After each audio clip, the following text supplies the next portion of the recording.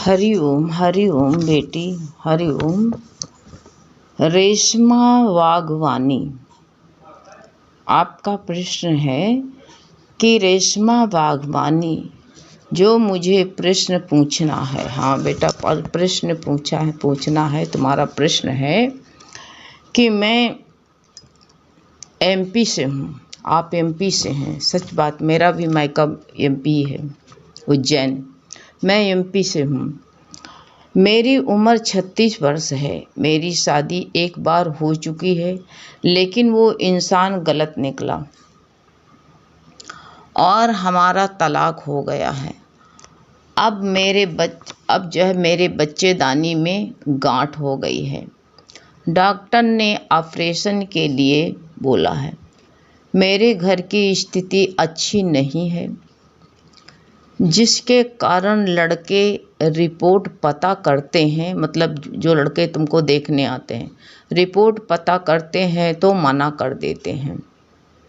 अब मैं दूसरी शादी जिनका बेबी बच्चा हो उससे कर लूं। मुझे ऐसा लगता है कि अब 37 वर्ष की उम्र में बेबी यानी बच्चा होना बहुत मुश्किल होता है और पावर शक्ति भी नहीं रहती है। बेबी को संभाल सकना मुश्किल है। फिर और इस उम्र में बेबी हो ना हो। फिर आईवीएफ करवाओ, दूसरी दुनिया भर की दवाई करवाओ। इसलिए मुझे लगता है कि बेबी वाला होगा तो उसको अपना समझ करके प्यार दूंगी, उसकी अच्छी परवरिश अच्छी करूंगी। तो अब मुझे इसके लिए गाइड करिए, यानी सलाह दें कि मैं क्या करूं। बेटी, आपका प्रश्न तो है, बहुत अच्छा है, आपने पूछा है, लेकिन एक बार आपकी शादी हो चुकी है, वो इंसान सही नहीं निकला। क्या गारंटी है बेटी कि दूसरी शादी कर लो तो तुमको वो सही इंसान मिले? ऊपर से चिकने चुपड़े चेहरे रहते हैं, अच्छा इंसान दिखता है, लेकिन क्या ज़रूरी उसके पास में बेबी हो? और फिर ऐसा संकल्प क्यों करे कि उसकी पहले स्त्री मर जाए तो उसकी बेबी को हम से अपना करें? ऐसा विचार भी मत लाओ। और जो रही आपके जो है बच्चेदानी में गांठ है, तो ऐसी बात नहीं है। गांठ निकलने पर भी बच्चे होते हैं। गांठ निकल जाती हो, संतान फिर होते हैं, ऐसी बात नहीं। लेकिन बेटा, अगर तुमने दूसरी शादी कर ली और अगर वो अच्छा इंसान न निकला तो क्या करोगे? फिर तो कहीं ना घर के रहोगे ना घाट के रहोगे। फिर जीवन में वही परेशानी आएगी। अब तुम शादी का जो तुम्हारे अंदर विचार है, तो हम तो कहते क्या भगवान की भक्ति कम है शादी से? और घर की स्थिति नहीं है तो तुम कोई जाप नहीं कर सकती हो। भगवान करे ऐसा इंसान तुमको मिले जो तुम्हारी कदर करे। और ये ना कहो फिर तुमको ऐसा कैसे पता है कि तुम्हारे संतान नहीं होगी? हैं, संतान नहीं होगी, संतान हो भी सकती है। और तुम्हारे पति ने तुमको क्या संतान ना होने के कारण छोड़ दिया? क्या कारण था? ये गांठ होना, ये गांठ बहुत बड़ी अगर नहीं है तो तुम गांठ को योगाभ्यास करके, इलोम विलोम कपाल भाती करके तुम गांठ को गला सकती हो, अगर ज़्यादा बड़ी मात्रा की नहीं है। इसको बहुत हमारा अनुभव है। एक मेरा प्यारा था, उसके जो है गांठ थी बच्चेदानी में, और जो है उसको डॉक्टर ने ऑपरेशन के लिए बोल दिया और वो इतना योगा करने लगी, इतना योगा करने लगी। उसकी रिपोर्ट, पहले वाली रिपोर्ट ले करके डॉक्टर ने उनको जो है एडमिट कर लिया। एडमिट करने के बाद स्ट्रेचर पर लेटा दिया। डॉक्टर बाहर से आते थे। जब बाहर से डॉक्टर आए तो डॉक्टर ने उसको देखा, कहा तुम क्या इसकी जान लेना चाहती हो? इसकी गांठ है ही नहीं है, इसको हम कैसे काट के डाल दें? उसने योग से अपना अनुलोम विलोम कपालभाति से बिल्कुल गांठ गला दिया। आज ऐसी होम्योपैथिक दवा आती है, अगर ज़्यादा मात्रा में गांठ नहीं है तो गांठ गल जाती है, 2-3 महीने में बिल्कुल गल जाएगी। कोई ज़रूरी नहीं कि ऑपरेशन से सब ठीक हो। और रही बात जो है कि जो लड़के तुमको देखने आते हैं वो जो है तुमको मना कर देते हैं कि लड़की काबिल नहीं है, इससे हम शादी नहीं करेंगे हैं, क्योंकि जो है हमारी सलाह यही है कि तुम किसी के बच्चे को चाहे जितना तुम कहे तो जिसके बेबी हो उसको जो है हम बहुत प्यार देंगे। सौतेली माँ चाहे जितना प्यार दे वो थोड़ा ही लगता है। अगर तुम बच्चे को कुछ कहोगे, बच्चे को समझाओगे, अच्छी बात भी कहोगे, तभी बच्चे को बुरा लगेगा। दुनिया वाले भी कह देंगे। अगर बच्चे किसी कार्य के लिए तुम डांट दोगे तो दुनिया वाले भी कह देंगे, कहेंगे सौतेली माँ है ना, इसलिए ऐसा होता है। उसके लिए भी तुम सारी जिंदगी अपनी यापन कर दोगे, लेकिन जो है वो जो है संतुष्ट दुनिया नहीं होगी। ये इतना याद कर लो। उसको जो तुम चाहे जितना सुख दे दो और सौतेली माँ ही कहलाओगे, चाहे जितना तुम प्यार दो, उसमें कुछ न कुछ कमी निकलती ही जाएगी। अगर तुम्हारे मन में अगर जो है ये पक्का तुम याद कर लो बेटा, जिसके साथ में तुम्हारी शादी हुई, विवाह हुआ, उसने तुमको निभाया नहीं, उसने तुमको साथ नहीं दिया, तब दूसरे की कोई गारंटी नहीं कि तुमको सुख दे।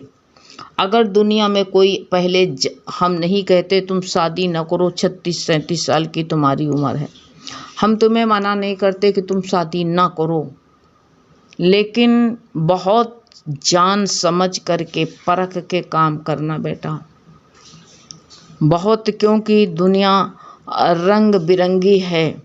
बहुत समझ के काम करना, जांच पड़ताल करके कार्य करना। ये अगर तुम्हारी निगाह में बच्चा वाला कोई है तो उसके पहले उससे बहुत पक्का कर लेना। और शादी कैसे करना? कोर्ट से करना, कि तुम्हें बाद में अगर जो है कोई तकलीफ़ दे और बाद में तुम्हें जो छोड़ना चाहे हैं तो फिर छोड़ नहीं सकता है। इसलिए अपनी ज़िंदगी का खिलवाड़ मत बनाना। ये तुम्हारी ज़िंदगी ऐसा न हो कि जो है एक जिस लोटे में पेंदा नहीं होता है, गोल लोटा होता है, तो कभी इधर लुढ़क गया, कभी उधर को लुढ़क गया। ऐसा न होती थाली में बाल रखो तो स्थिर नहीं रहता, कभी इधर लुढ़कता इधर लुढ़कता है। इसी तरह कहीं ज़िंदगी न हो जाए। हम तो कहते हैं कि तुम्हारे घर की स्थिति नहीं है, तुम कोई कार्य शुरू कर दो और पराधीन होकर के मत रहो, जॉब करो और जो है तुम अपने लिए अलग रूम लेकर के रह सकती हो। आज का जो है, आज लड़कियां किसी से कम नहीं पढ़ी लिखी हो। तुम्हारी रेटिंग से हमको लगता है कि तुम पढ़ी लिखी हो, और पढ़े लिखे के लिए कोई कार्य मुश्किल नहीं है। तुम क्यों नहीं अपने स्वाभिमानी रहो।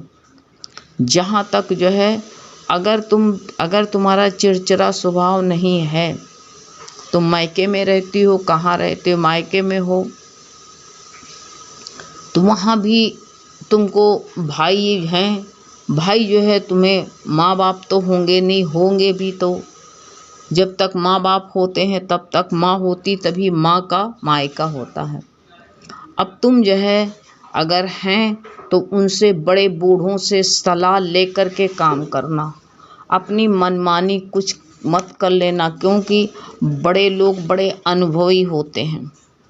वो अनुभव से इंसान को, पढ़े लिखे ज़्यादा नहीं होते हैं लेकिन उनको वो पढ़ी लिखी पढ़ाई से बाल नहीं पकाते हैं, अपने जो है अनुभव से बाल पकाते हैं। अनुभवी इंसान से मिल कर के, देखा सुन कर के आगे कदम बढ़ाना। क्योंकि हमारा तो कहना यही है कि तुम कहते हो कि मेरे अंदर पावर, वो 37 के वर्ष की उम्र में हैं, बच्चा होना बहुत मुश्किल होता है और वो पावर भी नहीं हो, पावर शक्ति भी नहीं होती है। इतना तो तुमको पता है कि पावर शक्ति नहीं है बेबी को संभाल सके। ये भी नहीं है कि और फिर तुम जो है टेस्ट कराने का, IVF टेस्ट कराओ, ये दुनिया भर की दवाई खाना, ये भी तुमको सब पता है। तो शरीर की छीछा लेदर क्यों करोगे बेटा? हम तो ये कहते हैं सन्यास का जीवन निभाती तो बहुत अच्छा होता, जिसकी तुम्हारी शादी, तुम्हारे बच्चे नहीं हैं और जो है तुम उसके लिए दुखी हो, लेकिन जिसके बच्चे हैं उससे पूछो कितना दुख है। ना होने का एक दुख है, होने का 50 सैकड़ों दुख हैं।